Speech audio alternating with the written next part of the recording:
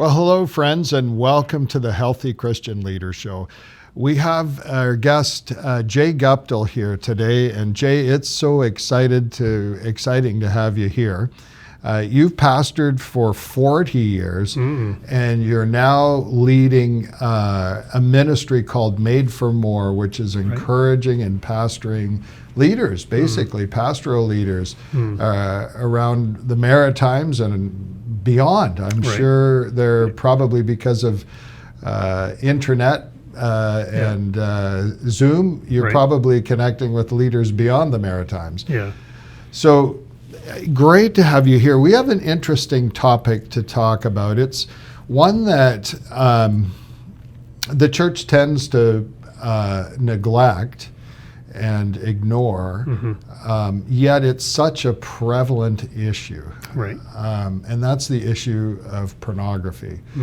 I remember listening to a word from the 70s that was spoken by a leader that was Wilkerson down there in New York.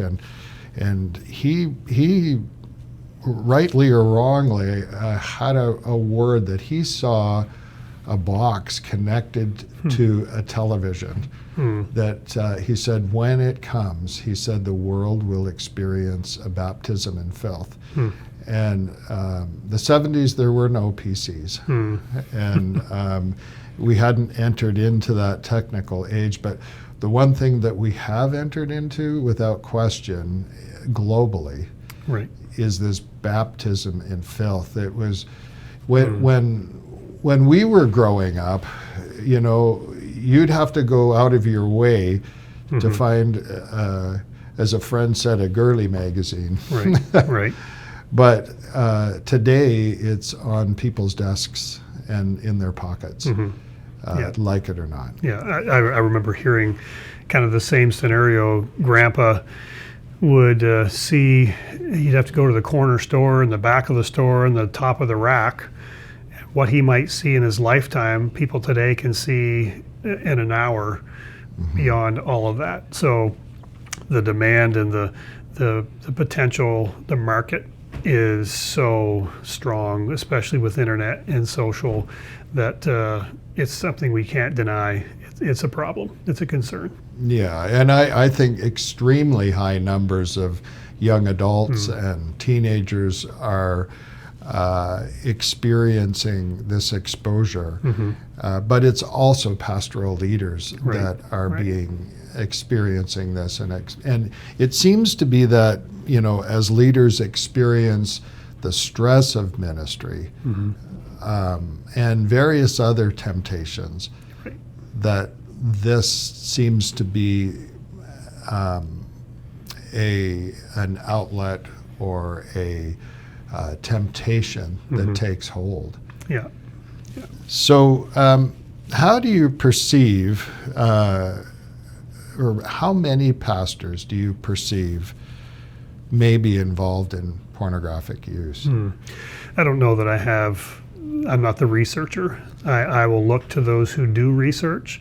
I know Barna has done a fair amount of research on this topic, and so if somebody wants to look there, we can put that in the show notes for one of their reports of the research that they've done.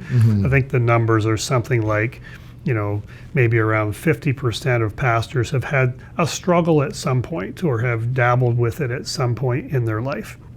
Maybe in that 25% range, it's a serious issue. It's like kind of a go-to method of reducing stress or alleviating pain in their life.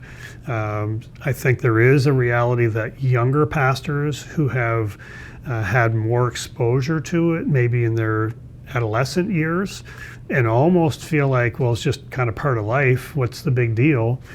They recognize, well, that really isn't an appropriate thing, but I'm so exposed to it, like, what am I supposed to do with it? So I think there will be a bit of a difference for a younger generation who has had more exposure than maybe to an older generation, but it doesn't alleviate the fact that everybody, especially male pastoral leaders, there can be a real challenge to know how to deal with this and what's the appropriate ways to deal with it and how can we talk about that. So hopefully that's what today will do, is give an opportunity for people to hear a good conversation and potentially find support if there is a struggle.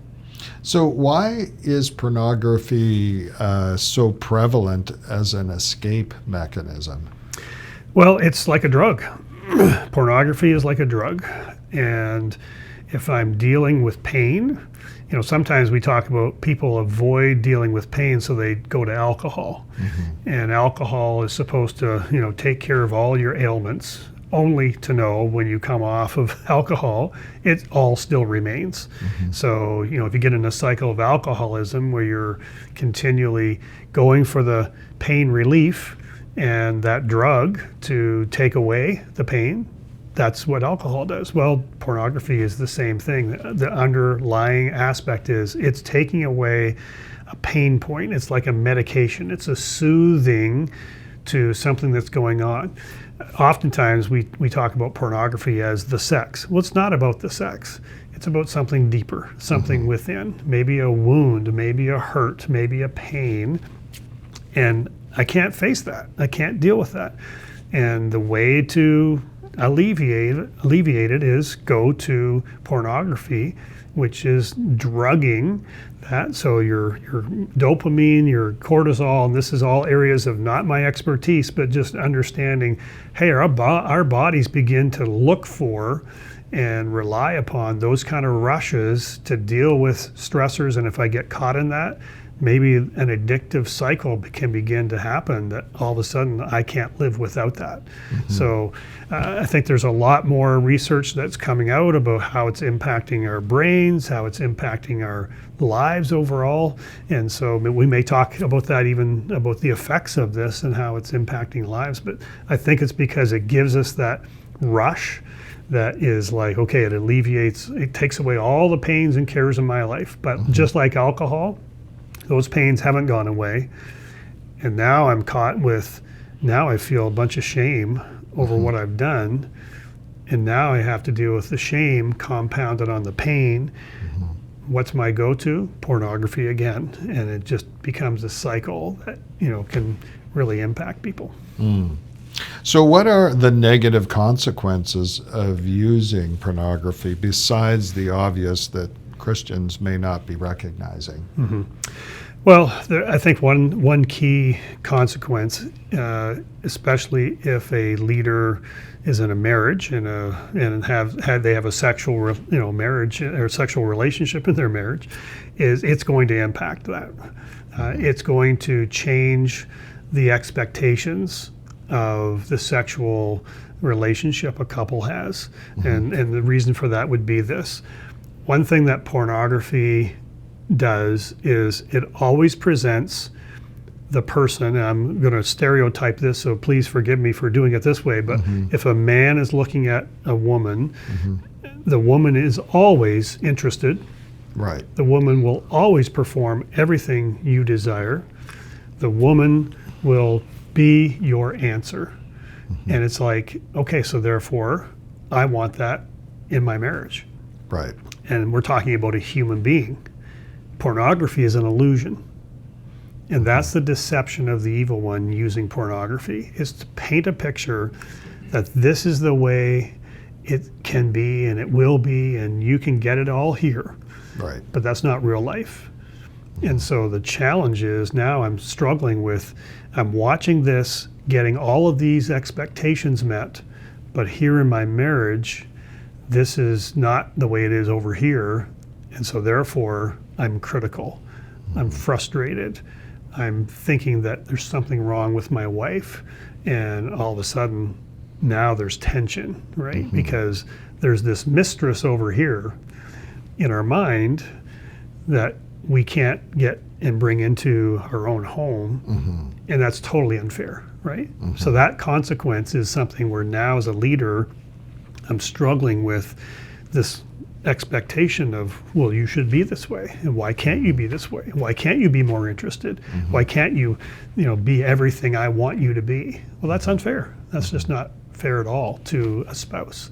So that's one, I think, key area that certainly comes into play. I think another thing of a consequence, especially as a pastor, is the sense of I'm a leader and here I am engaging in an activity that I'm hiding, that I'm not letting anybody know. And I can feel like an imposter. I feel like, okay, I got this hidden secret that nobody knows, but here I am talking about the power of God to change and set people free, but I'm not free. But I'm not doing anything about it. I'm still living in the habit of pornography. And I think that can create a lot of shame and a lot of hurt for leaders, because now it's like, I've got this hidden secret. I don't know what to do about it. I'm not getting help. I don't even really want to necessarily, but I am a pastor and a leader of a church. And there's now a dichotomy, there's a tension. And that consequence can be really hard for a lot of leaders and pastors, because then it's like, now what do I do with this? And I'm feeling like a poser.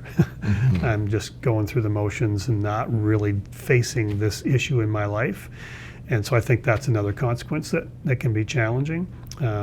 There's been a lot more research now, and this is not my field, but just as I read and watch, those that are facing an addiction, their brain is changing, the formation and the way the brain functions.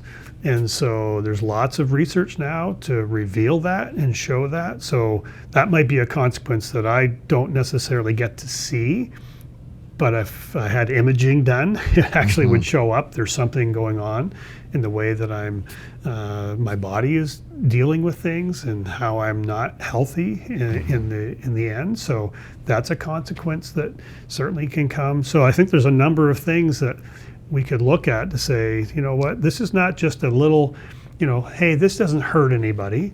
What's the big deal? It's just my own little thing. No, I don't think that is true. I think there is a lot more of the consequences that impact other people. Yes, one article I read basically talked about the dopamine hit, of course, that it creates is so intense, right, that if you get to a significant place of addiction, that dopamine hit can be so strong that actually diffuses all the natural God-planned dopamine hits of life. Right. When you go for a walk in the woods, it actually releases dopamine. Right? When you enjoy a nice meal, it actually releases dopamine. Things that God designed in creation to be enjoyed, life becomes flat. Yes. Because it's been destroyed in this one area with an overdose of dopamine. Right, correct. So, and again, that's not my area of expertise, but I found that quite an interesting thing to hear about. How can leaders find help in the middle of this issue? And what advice would you give to a leader or a pastor who shares with you that this is a present issue in their life? Well, one of the great challenges of pornography or any level of sexual sin is we feel like we're not supposed to talk about it. And if we have seen someone who has shared that, say, with their church or with denominational leaders, and the result has been not good in the sense of, shame, loss of job, ostracizing. Well, that's not fair, right? Because we all struggle with issues in our life, but if someone can't open up about it, that's really unfortunate. However, we've seen that. So there can be a hesitation, which means I just have to figure it out myself. When I get to that place, it's like now I'm self-sufficient. I can manage this, but the way that this wants to run is you don't manage it, it manages you, it takes over. So how do I find support? Well, again, finding safe people to talk to to work on, or going to resources that are proving to be helpful and are, showing that, hey, there's some good that comes from this kind of a pathway. So, for example, a person that I've come across even recently, that I've been looking at their website, actually learning myself from the free resources on their website. And we'll hopefully put this in the show notes, but it's a ministry called Deep Clean. Mm-hmm. And the leader is a gentleman named Sathya Sam. Mm-hmm. And Sathya is in the Toronto area. He recognizes, hey, I struggled. I was in an addiction for 15 years to porn, and I'm finding freedom now. Not only am I finding freedom, I'm helping other leaders walk through the journey to find freedom. And there are people that he has working with him to help kind of coach people on that journey. One of those is a local fellow that has now moved to Europe, Sean Bonatu. Sean was a part, he created what was called Secret Habit. Right here in Halifax. Here in Halifax. Mm-hmm. He actually still has Secret Habit for himself, his own website, but he's a life coach with Deep Clean. And I talked to him just recently and said, okay, walk me through kind of what you do and how you help people, of which they have individual sessions, coaching sessions, they have group sessions, they have video resources, they have lots of material that can help people along their journey. Now, if you just go for the free resources, of course it's free. Mm-hmm. If you're deciding to get into a longer journey, there is going to be an expense. I think the question there would be, how important is it to me to find freedom? And sometimes we do have to invest in our journey of freedom. Mm-hmm. And so if there is an expense and you look at it and you go, that's beyond my means, then okay, we understand, that's understandable. Mm-hmm. But there might be a point where you go, I'm willing to invest in it because it means freedom for me. And if this journey is something I can go on, then hopefully it's good. So something like Sathya Sam, I think it's sathyasam.com, Deep Clean, Secret Habit, that's Sean Bonatu. So there are some people that I've been learning even more just recently. What they've been doing and the work that they've been doing is really positive and helpful. So find somebody, find resources that you can say, okay, I recognize I'm struggling here. Don't stay in secrecy. Mm-hmm. Don't stay in just this, I got to keep it to myself. If you recognize those around you that you go, I'm not sure they could receive this information, but don't just lock it in and just keep it to yourself. Find somebody and find ways to work with people so that can walk with you and help you on the journey to freedom. Jay, great conversation. We're going to take a break and we'll be back with the second half of this conversation. Jay Guptill, thanks so much for joining us, and be sure to catch the second half. We'll talk to you soon. Well, today's conversation was fantastic, but we're not finished yet. We'll be back in the next video with the same guest with more discussion about leader health. You know the drill. Subscribe and hit that bell. Would you join us for the next episode? You can find new episodes every week in video form on the Aaron Ministry YouTube page and in audio form as the Healthy Christian Leader Show wherever you get your podcasts. Aaron Ministries is an interdenominational network of friends in ministry with a mission to foster healthy Christian leaders. Check out our website, aaronministries.com, for more resources and information on how to donate or to start a healthy Christian leader gathering in your area. Thanks for watching, and I'll see you next time.